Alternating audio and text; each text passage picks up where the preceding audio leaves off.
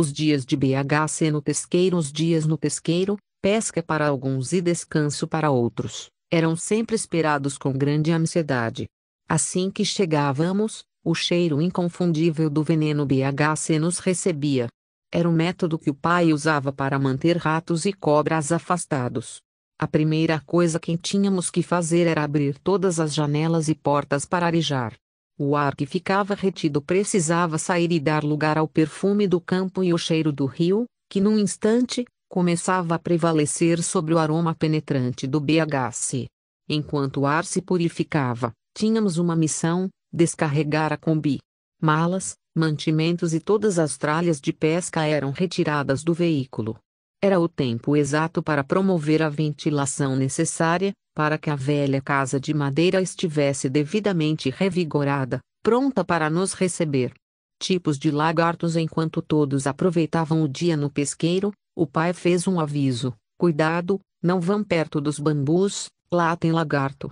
No entanto, essa afirmação deixou a Tata intrigada, pois ela não conseguiu entender o que exatamente era um lagarto nesse contexto. Uma curiosidade na Tata cresceu, e ela começou a se perguntar sobre a natureza desse tal lagarto.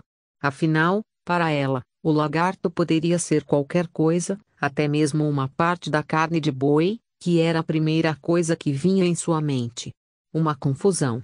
Até que alguém explicou que, na verdade, o lagarto mencionado pelo pai era um réptil de grande porte, um tipo de réptil comum naquela área, e que não representava ameaça, a não ser por causar sustos, e era por causa deles que o pai havia feito o aviso de precaução.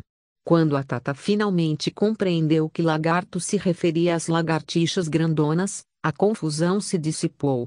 A partir desse momento, ela poderia aproveitar o pesqueiro sem temer os lagartos escondidos nos bambus.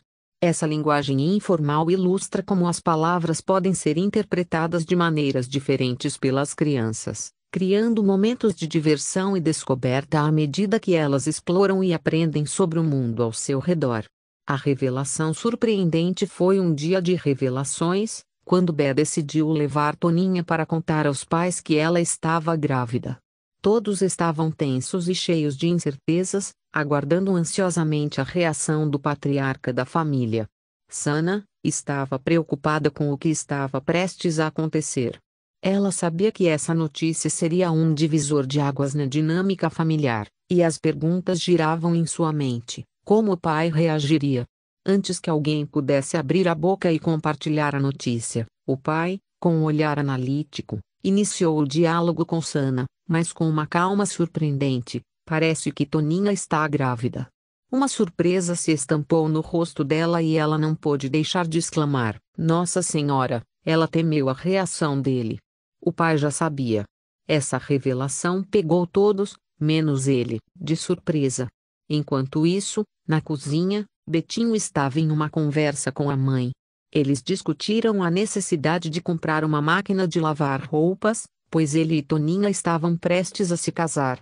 A mãe, com sua sabedoria prática, sugeriu que não era urgente, pois haveria pouca roupa para lavar, no começo.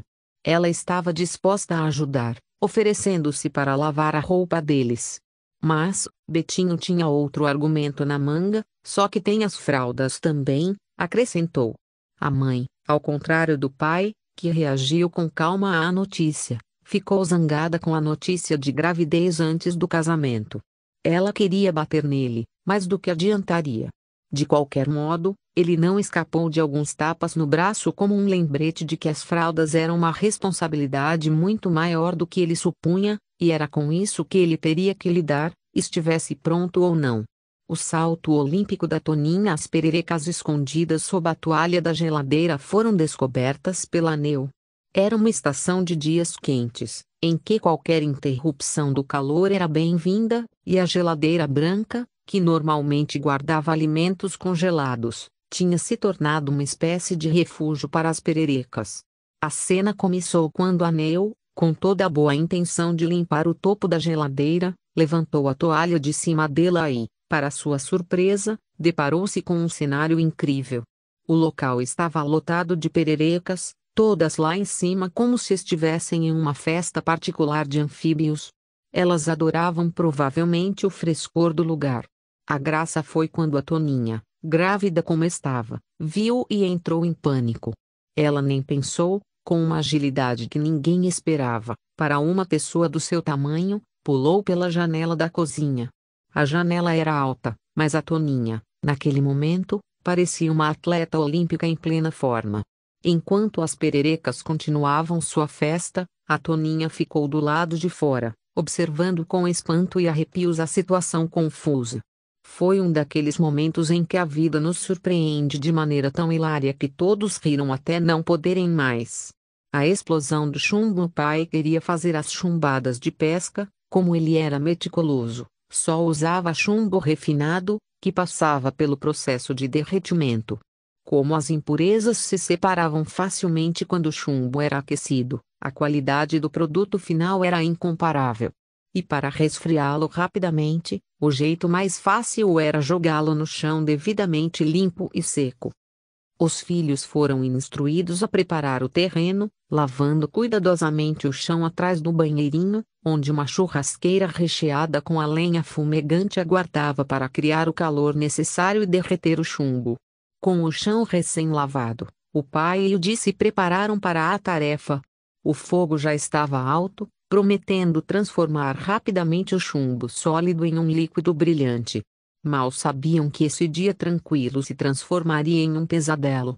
À medida que o chumbo derretia, o pai pegou a massa líquida e, com voz firme, anunciou: "Fique longe, isso pode ser perigoso." Dee imediatamente obedeceu, afastando-se a uma distância segura. O chumbo derretido encontrou pelo seu caminho uma poça d'água que não havia sido observada antes. Em um instante, uma explosão no ambiente, e o chumbo incandescente foi agitado violentamente na direção do Dee. Foi um caos ardente. Com o chumbo derretido atingindo tudo, mas Dee foi o mais afetado. Seu braço, principalmente, ficou coberto com aquele chumbo derretido, aderindo à sua pele como uma placa torturadora, naquele momento terrível.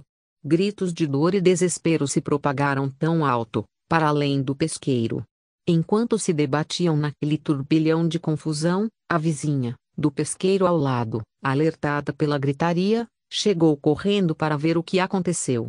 Com ela veio uma ideia salvadora. Ela explicou que a mãe deveria pegar folhas de bananeira e aplicá-las no braço queimado, trocando-as assim que mudassem de cor. O calor do braço de Dee era tão intenso que mal dava tempo de acomodar as folhas, elas já amarelavam, e então eram renovadas por outras.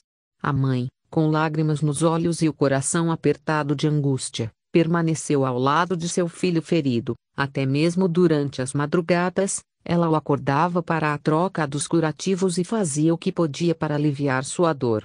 2 lições foram aprendidas naquele dia: que o perigo pode surgir quando menos esperamos e o quanto Deus é providencial, enviando pessoas dispostas a ajudar quando mais se precisa delas.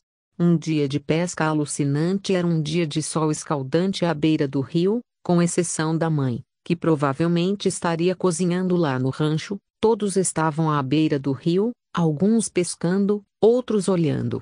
O pai tinha uma carretilha que podia lançar a isca a uma distância que os olhos, muitas vezes, nem captavam onde ela repousaria, mas os outros pescavam com varas de bambu mesmo. As iscas eram simples, como massinhas ou um pedaço de queijo mofado. E também havia, somente para o uso exclusivo dos profissionais, pequenos peixes, minhocas e outros bichinhos vivos. C. Estava deitada na beira do tablado, somente com a cabeça para fora dele, sobre o rio, analisava com muita atenção o misterioso fluxo das águas. Deu um pulo para trás de susto quando o peixe barbado emergiu, fisgado por alguém. Era uma criatura totalmente diferente dos pequenos e simpáticos lambaris a que ela estava acostumada ou das piranhas, e diga-se de passagem, era muito satisfatório ver como o pai, com o uso de um alicate, torcia o maxilar delas, para que ninguém ficasse ferido. Pronto. Essa não morde mais ninguém. Ele dizia. Mas aquele era um peixe com um corpo prateado brilhante com bigodes longos e reluzentes, que pareciam mais tentáculos assustadores de algum monstro marinho. A visão dele se debatendo no ar e depois próximo a ela, fez com que ela soltasse um grito de terror involuntário: larga! Larga que é um bicho! Aqueles bigodes agitavam-se como se fossem chicotes armados para atacar. Estavam prontos para a envolver e arrastá-la para as profundezas do rio. Claro que a sua imaginação não foi compreendida por ninguém, mas o pai veio em seu socorro e, livrando o coitado do peixe do anzol e explicando calmamente para ela que era apenas um peixe comum, como os outros, mas ela só conseguia pensar em uma coisa: estamos todos condenados. E como num seriado, outros acontecimentos se desenrolaram. Bé viu que o espetáculo estava sob controle e então, arremessou com toda a sua força a linha com sua isca de lambari, ao fundo do rio, ou pelo menos até onde a linha alcançasse. Por azar, Neu estava ali atrás, encostada no barranco, e nem podia prever o desastre. No momento exato em que ele impulsionou a vara para trás, para pegar força, o anzol com sua isca acabou indo parar na boca dela. O peixe sumiu e o anzol agarrou em sua bochecha, pelo lado de dentro da boca. Desesperada, ela começou a gritar: Anúcha! Anúcha! Traduzindo: Bé! Não puxa! Não puxa! Isso porque Neu sabia que se ele puxasse a vara de volta, poderia causar um belo estrago em sua boca. E, para agravar a situação, o pobre lambari que servia de isca simplesmente desapareceu. Há rumores de que Neu engoliu o pobre peixinho.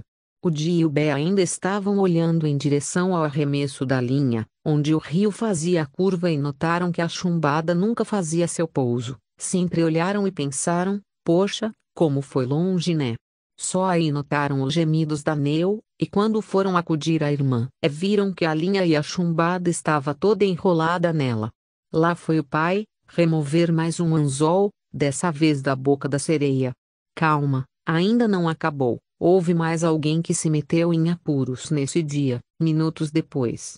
Felipe, o gato, que observava tudo de um lugar privilegiado, de cima de uma árvore altíssima, quis descer, mas ele logo se viu preso no alto e não sabia como faria a escalada de volta. Desesperado, Felipe soltou miados que pediam por socorro. Dessa vez, o Di foi o herói de resgate. Subindo na árvore com muita rapidez, ele alcançou o gatão e o trouxe de volta ao chão seguro. Felipe ficou aliviado, todos nós ficamos. E o pai decidiu que por aquele dia, já estava bom de emoções. A pesca foi tudo, menos comum.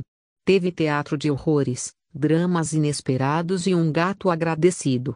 No final da noite, todos puderam rir das loucuras que ocorreram à beira do rio, um dia de pesca alucinante. Melodia de amor. O Dia estava sentado no chão da acolhedora cozinha, seus dedinhos deslizando um carrinho de brinquedo pelo velho piso de cimento queimado. A mãe, atarefada no fogão, mexia o caldeirão com uma daquelas colheres grandes, enquanto o radiozinho de pilha exibia uma melodia suave, um sertanejo diferente do habitual que tocava o dia todo. Era a música de fim de tarde, cuja música ele sabe de cor: A Noite do Nosso Amor, Cesar e Paulinho. O menino interrompeu suas brincadeiras e fixou seus olhos inocentes na mãe, que dançava entre panelas e temperos, uma expressão de admiração pura crescia estampada em seu rosto. A música parecia envolvê-lo, criando um instante suspenso, como se nada mais existisse. A mãe, percebendo o olhar penetrante do pequeno Di, sugeriu e balançou a cabeça de leve ao ritmo da canção, enquanto estendia as mãos delicadas em sua direção. Segurou a mãozinha do filho e lhe sussurrou palavras confortantes, trazendo-o para mais perto. O aroma do jantar se misturava com a música e o riso infantil de Di, criando um elo invisível que unia mãe e filho numa sintonia de ternura etérea, que encheu toda a cozinha. À mordida no cabo da panela, o jantar ficou pronto, e a família se reuniu em torno da mesa, cheia de fome. Todos estavam ambiciosos para saborear a refeição, especialmente Udi, que esteve acompanhando todo o processo. Ele foi o primeiro a ser servido, e antes mesmo que os outros pudessem se servir, Di forneceu um monte da comida deliciosa em sua colher e a levou em direção à sua bocona aberta, ansioso para abocanhá-la. Ele estava tão concentrado em seu objetivo que mal percebeu o movimento na mesa. Quando a generosa colher estava a poucos centímetros de ser engolida, o pai virou a panela e, sem querer, o cabo dela empurrou a colher, assumindo sua posição. Sem perceber o sutil deslocamento, Jim mordeu o que estava mais próximo, e não era a comida, mas o cabo da panela. O som de metal se chocando com os dentes foi um estopim que causou risadas incontroláveis. A família inteira começou a rir. Jim olhou perplexo para a colher, que permanecia intacta, olhou para o cabo da panela, e para a família, que gargalhava sem parar. A situação era tão engraçada que ele também se juntou ao coro e riu de si. O jantar continuou em meio a um clima de alegria e bom humor. Zé Béttio foi um famoso locutor icônico no mundo da rádio nas décadas de 1960 e 1970. Zé Béttio era conhecido por seu estilo de locução característico, com um sotaque caipira e uma voz marcante. Ele trabalhou em várias emissoras de rádio e foi famoso por seu programa matinal Manhã Sertaneja, que tocava músicas sertanejas e cativava uma grande audiência.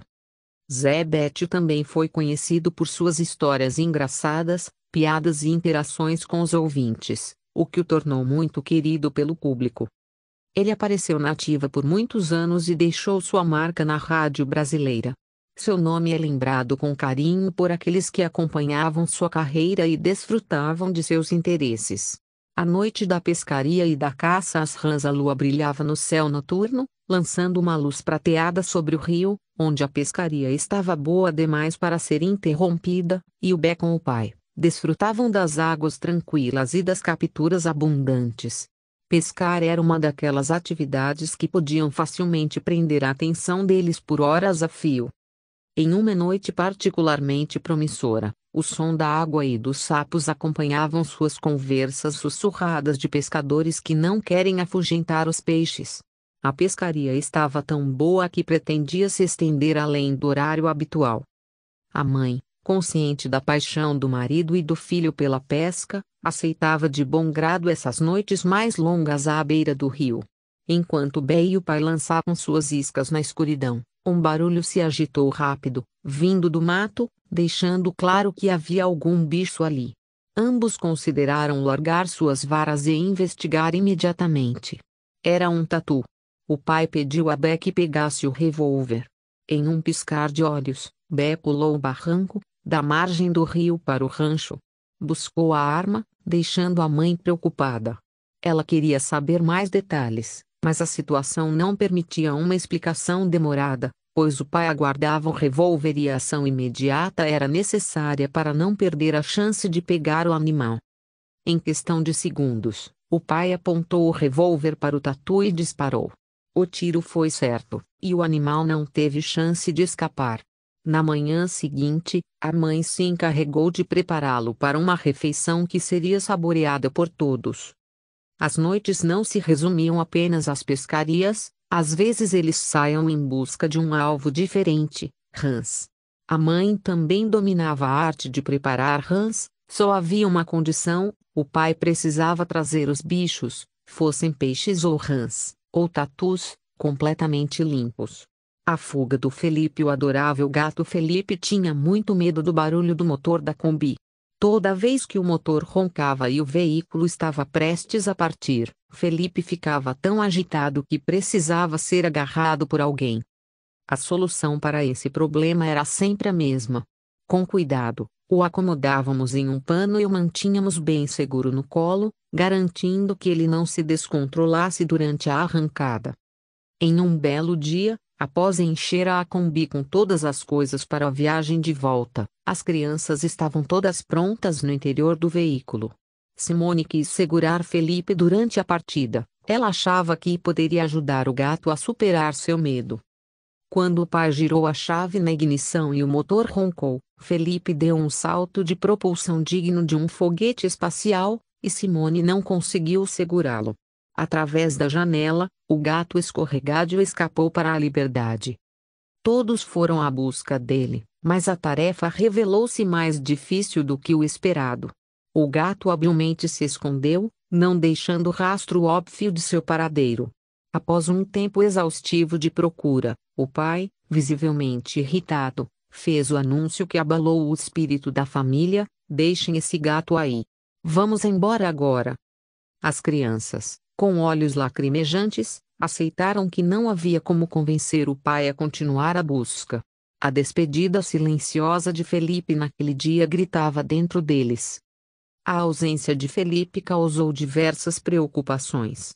Era um familiar que não poderia ser abandonado.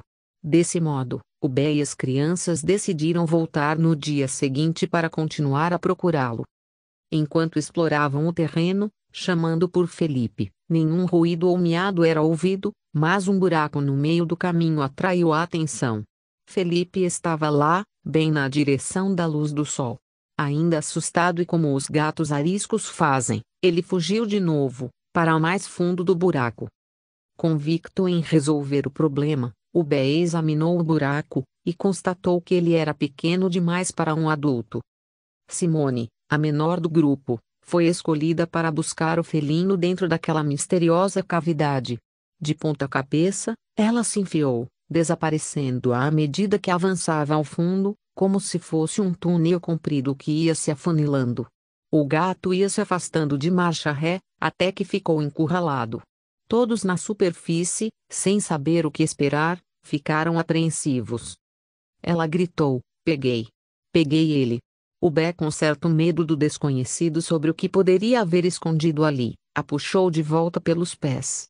Eles emergiram do buraco cobertos de terra, folhas e galhos, mas a emoção de encontrar o gato eliminou qualquer empecilho indesejável e eles retornaram aliviados e vitoriosos para casa, com o Felipe mais sujo do que nunca, porém ileso.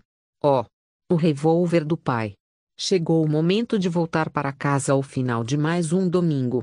A Kombi ficava estacionada um pouco mais acima da casa, e a tarefa da tarde era a mesma de sempre: carregar a Kombi com todas as malas e coisas acumuladas durante o tempo que passamos ali.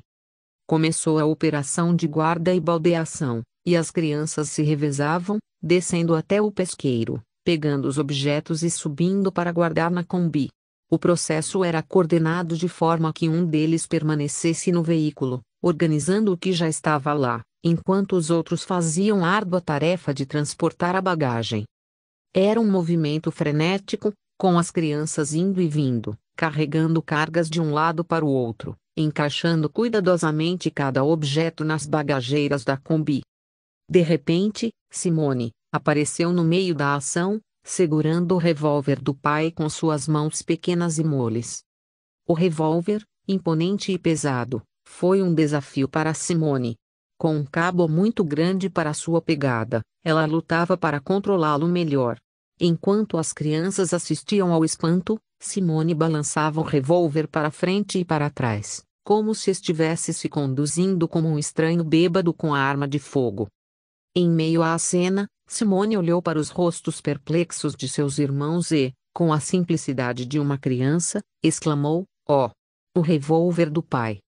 O caos logo se instalou quando as crianças, afobadas e preocupadas, se apressaram para tentar tirar o revólver das mãos desajeitadas dela. Ela não entendeu o porquê de todo aquele alvoroço, afinal, estava apenas mostrando o tesouro que havia encontrado. Com cuidado, o revólver foi retirado das mãos dela, que simplesmente deu de ombros, sem entender por que todos estavam tão preocupados. Então retomou sua alegria e entusiasmo, voltando a dar seus pulinhos enquanto corria para buscar outra carga de objetos. Rato, cobra, menina de noite, as mulheres, ou melhor, a mãe e as crianças, não ia mais ao banheiro por medo de bichos, ratos e cobras. A mãe já se recusava a pôr os pés para fora depois das 18 horas, fosse por qualquer motivo. Então, como o último xixizinho do dia, iam todos em forma de fila ao banheirinho. Era uma medida de garantir que durante a noite não pedissem, claro que para as emergências, existia a lata que o pai deixava no quarto, caso alguém precisasse. Era muito engraçado fazer xixi naquela altura pelo barulho que fazia. Certa vez, a Márcia, humildemente, fazia seu xixizinho sossegada lá no quarto quando alguém entrou quando ela ainda estava desprevenida. Ela deu um pulo em cima da cama, Mas mesmo com tanto cuidado que o pai tinha, ele não podia evitar que algumas pragas aparecessem. Assim, parecia ser apremiado em algumas situações. Em uma dessas, como de costume, antes de dormir, todos tinham o direito e o dever de usar o banheiro, um de cada vez, é claro, enquanto os outros aguardavam sua vez diante da porta. Porém, ela permanecia aberta.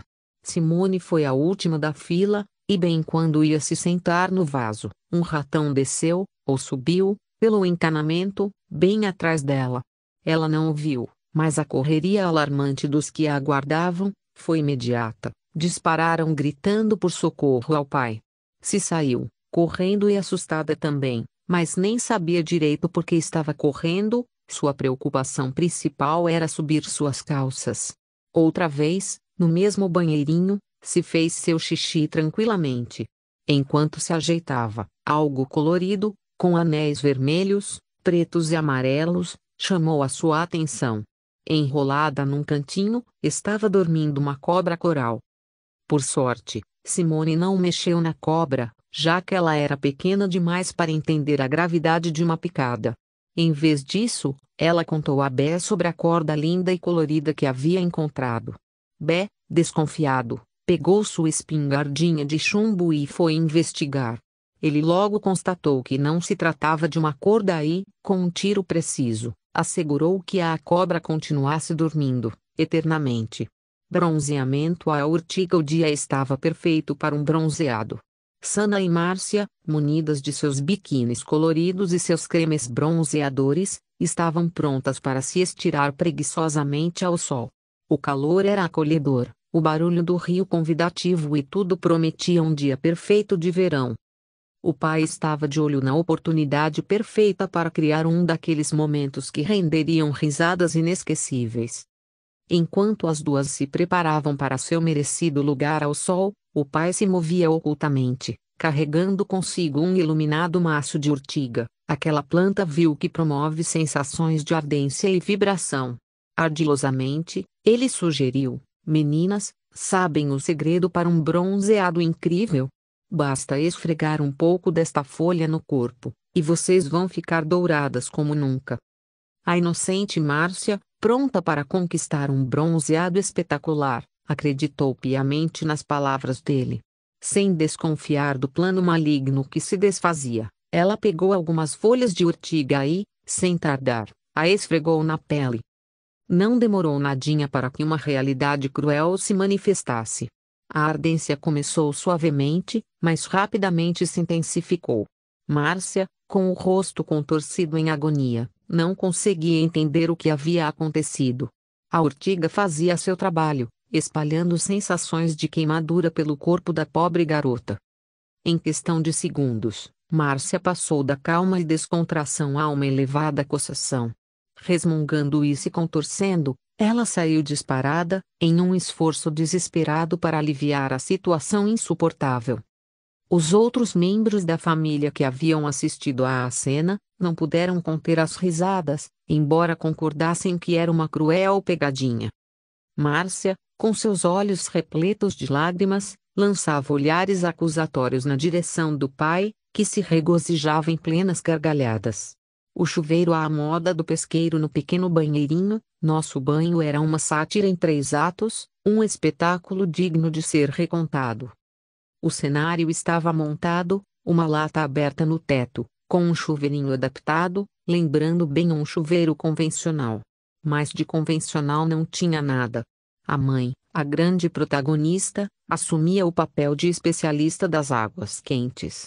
Com muito cuidado, ela orquestrava o balé das panelas, aquecendo a água em uma fogueira ardente, enquanto a plateia, nós, as crianças, esperava ansiosamente nos bastidores. Com um balde em mãos, nosso pai, o corajoso coadjuvante, se achegava à misteriosa lata, segurando o elixir mágico em suas entradas metálicas. A água quente está chegando, ele anunciava cheio de satisfação. E assim começava o primeiro ato, o banho propriamente dito aqui. A água jorrava da lata em uma cascata não tão graciosa, mais parecida com um chuveirinho de piscina ou jardim, do que com o luxo dos chuveiros da época. Mas, não importava, porque a água era quente, graças ao cuidado e paciência de nossos pais, que se preocupavam com nossa higiene e conforto ao mesmo tempo. O segundo ato se desenvolvia em risos e movimentos desorientados, enquanto tentávamos nos ensaboar e enxaguar sob o escape do recurso hídrico. O cronômetro invisível era ativado, pois sabíamos que o tempo era curto e o espetáculo estava longe de acabar. Cada gota contava. A plateia se transformava em artistas compenetrados, realizando uma coreografia de enxague que seria digna do mais renomado grupo de dança contemporânea. A água era preciosa, e estávamos determinados a usá-la com sabedoria. E então, o grandioso terceiro ato, nosso espetáculo particular terminava com uma fragrância suave, porém característica, um toque de fumaça. O aroma inconfundível da água quente proveniente da fogueira. Nossa mãe nos aplaudia, orgulhosa do desempenho de suas estrelas de banho. A missão de resgate da vaca atrapalhada na tranquilidade do pesqueiro, um som começou a perturbar a paz. Era um persistente mugido de um bovino.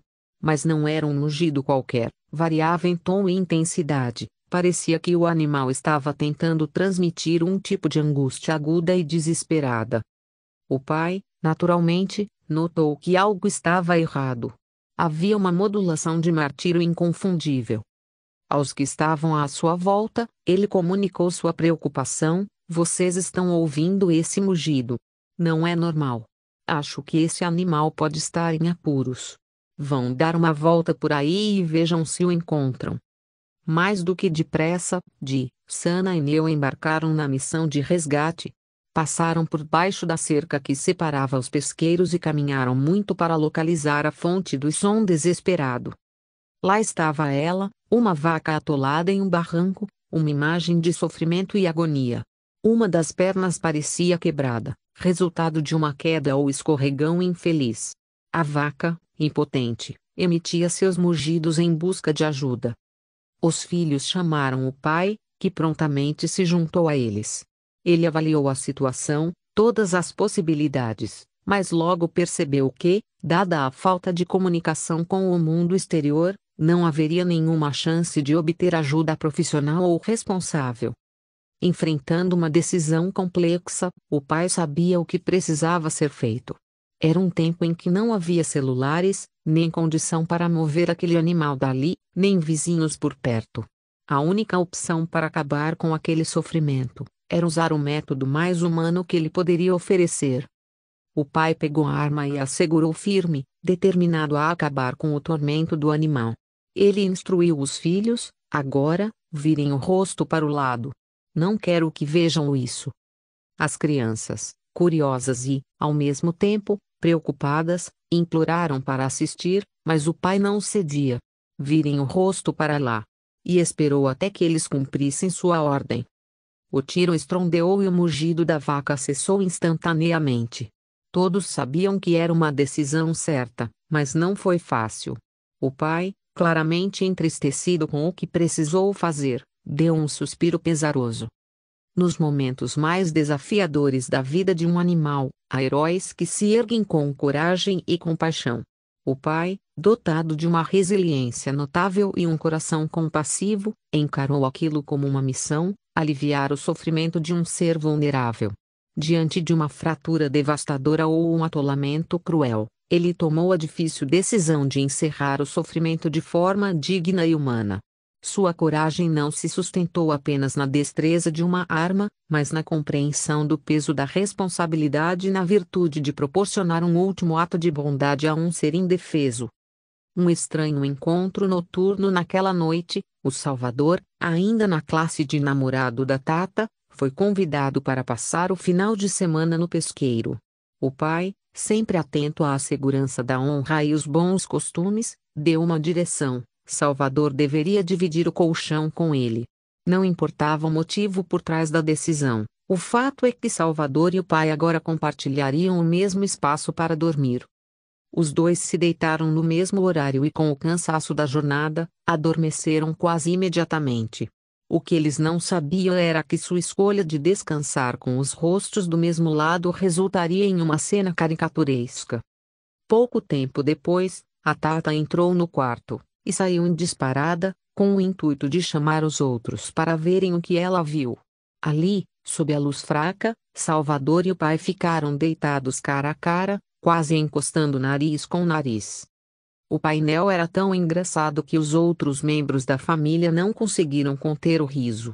Em um instante, todos saíram correndo, rindo às gargalhadas abafadas, para não perturbar o sono dos dois protagonistas involuntários. Sem saber, naquela noite tranquila no pesqueiro, o Salvador e o pai tiveram um encontro noturno respectivo, que rendeu risos e memórias divertidas para toda a família. Foi uma pena não ter disponível uma máquina fotográfica. A conexão de Tata com a natureza e a leitura chegada da equipe de Sinteco em nossa casa, provocando um enorme rebuliço na organização dos móveis, por conta de generosas camadas de verniz, mais o odor característico, fez o pai perceber que a vida cotidiana deveria ser interrompida por um tempo. E essa pausa trouxe consigo um presente valioso. Por 15 longos dias, viveríamos no pesqueiro, mas, surpreendentemente, esse período se transformou em uma experiência inesquecível, repleta de ternura e beleza. Tata, generosamente altruísta, oferecia sua ajuda sempre que possível, auxiliando em pequenas tarefas e contribuindo para a organização da casa. Mas seu verdadeiro prazer nesses dias estava em seu refúgio particular, debaixo das árvores, numa rede. Ela pegava um de seus livros, escolhia uma sombra confortável e se acomodava para ler. O silêncio só era quebrado pelos sons naturais do bosque e pelo flip de suas páginas. Enquanto mergulhava nas histórias, o tempo parecia desacelerar, e a ternura daquele ambiente a envolvia paparicadamente. Por vezes, Tata tirava os olhos do livro e era seduzida pela grandeza e pela beleza da natureza nativa. Com um cenário de brisa leve, fazendo as folhas das árvores balançarem suavemente, e o cheiro fresco da mata perfumando o ar, inédito, espetacular. O céu, um azul puro e sereno, brilhava por entre as folhagens das árvores. A cada virar de página, Tata era embalada pelo som das águas do rio próximo, que sussurravam mimos com seu fluxo suave. Os pássaros, lá no alto das árvores, e suas melodias acalmavam o interior da leitora. Era uma visão que fazia seu coração transbordar de gratidão pela beleza natural que a cercava. Durante aqueles 15 dias, vimos que a vida nos oferece presentes inesperados nos momentos mais simples. A pausa forçada devido à reforma em casa revelou um refúgio de ternura e beleza, onde Tata mergulhou nos livros e se conectou profundamente com a natureza. Todo vislumbre do céu azul por entre as árvores era um lembrete de que a beleza está sempre à nossa volta, esperando para ser admirada. Mandioca interminável era a temporada de ouro para os devotos da mandioca, aquele período que fazia os olhos cintilarem com a promessa desse tubérculo versátil e irresistível. As raízes que arrancávamos, por sorte, brotavam na plantação do Zico. Ou pelo menos assim, torcíamos confiando na nossa permissão implícita para a colheita. Contudo, quando se tratava de mandioca, nenhum de nós conseguia desenhar os limites precisos das terras alheias, nem tampouco da quantidade que seria adquirida. Nós nos lançamos a recolher as mandiocas com alegria e grande disposição, enchendo sacos e mais sacos desse tesouro. Acreditávamos que estávamos garantindo refeições para toda uma temporada. E como resultado, passamos uma semana inteira degustando pratos com mandioca preparados de todas as formas imagináveis: mandioca frita, purê de mandioca, sopa de mandioca, escondidinho de mandioca, bolinho de mandioca e, acredite, até salada de mandioca. Parecia que a mandioca havia tomado o controle da cozinha. Contudo, com o passar dos dias, a realidade caiu sobre nós como uma chuva fria. À medida que se comia mandioca, nos lembrávamos que o excesso de algo bom pode, na verdade, tornar-se uma experiência menos agradável. Em nossos pratos, a mandioca reinava absoluta, mas nossos estômagos começaram a protestar. "Por favor, mãe, tem alguma coisa diferente para comer?" Nossos pedidos desesperados foram atendidos com risadas desencorajadoras.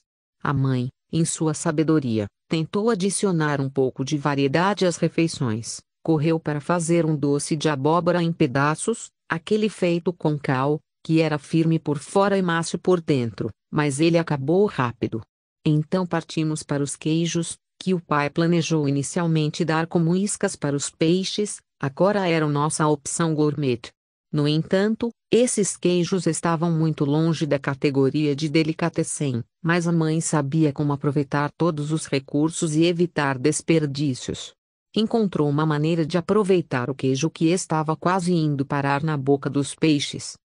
Assim, com criatividade e uma pitada de encanto culinário, nossos pratos recuperaram um toque de diversidade, enquanto aprendíamos que com a mãe na cozinha, a mais humilde das refeições poderia se transformar em um banquete.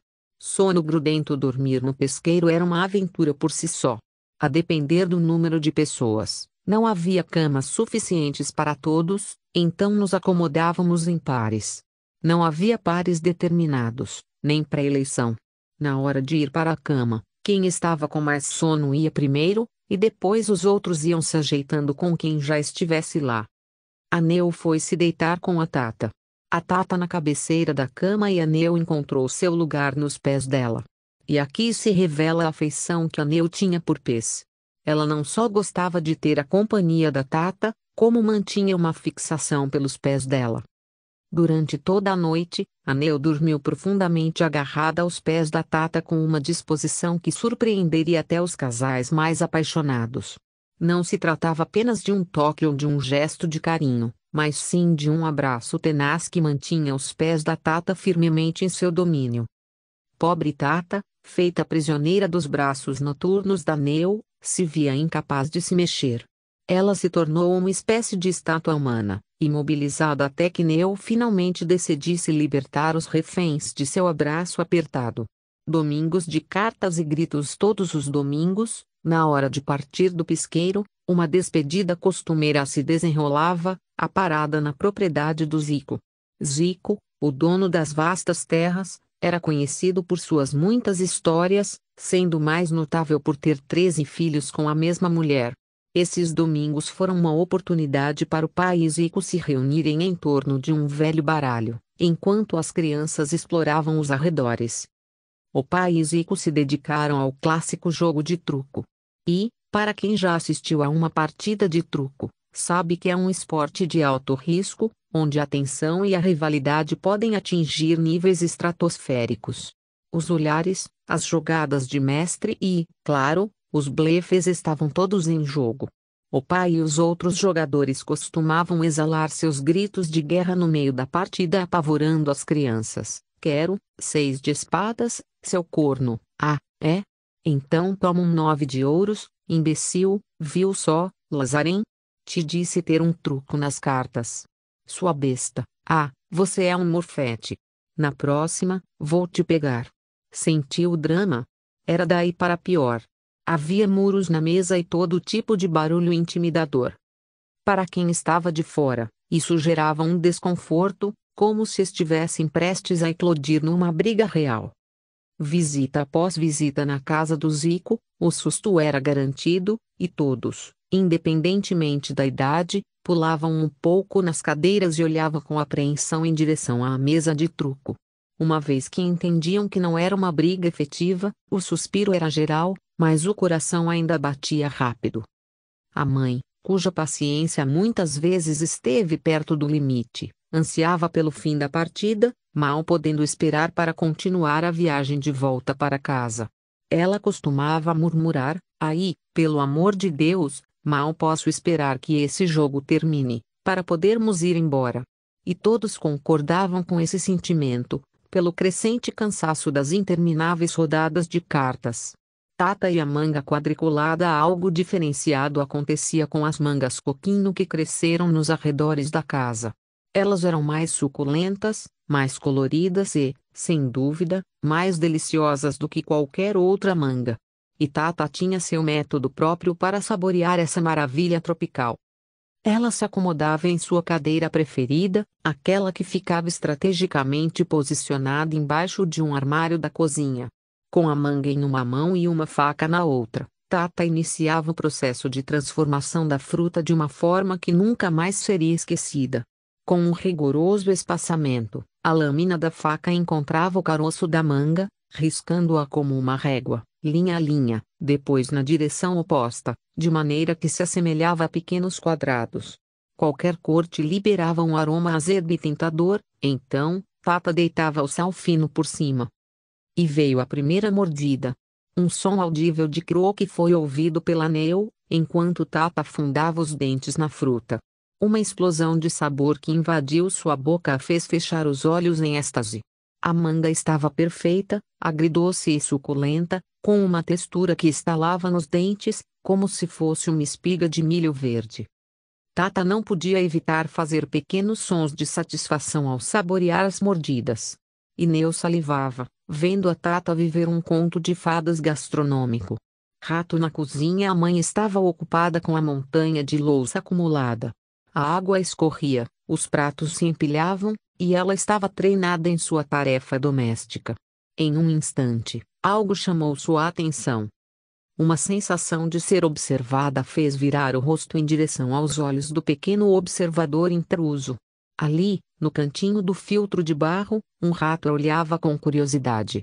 Um choque de surpresa colapsou a mãe, e sua mente não conseguiu processar a situação imediatamente. Ela soltou um grito que parecia atravessar todas as paredes do pesqueiro. O alvoroço estava instalado. As crianças, que estavam no quarto ao lado, tiveram tempo de entender o que estava acontecendo antes de saírem correndo em direção à cozinha.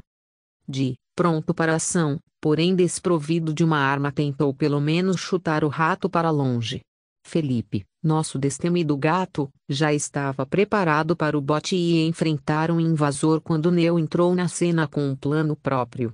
A ideia dela era salvar o gato do confronto, então ela correu com ele no colo para fora da cozinha. Não entendeu a lógica da irmã e gritou: "Solta o gato, Neu!" Enquanto isso, a confusão se espalhava com todos gritando e tentando entender o que fazer com o ratinho observador.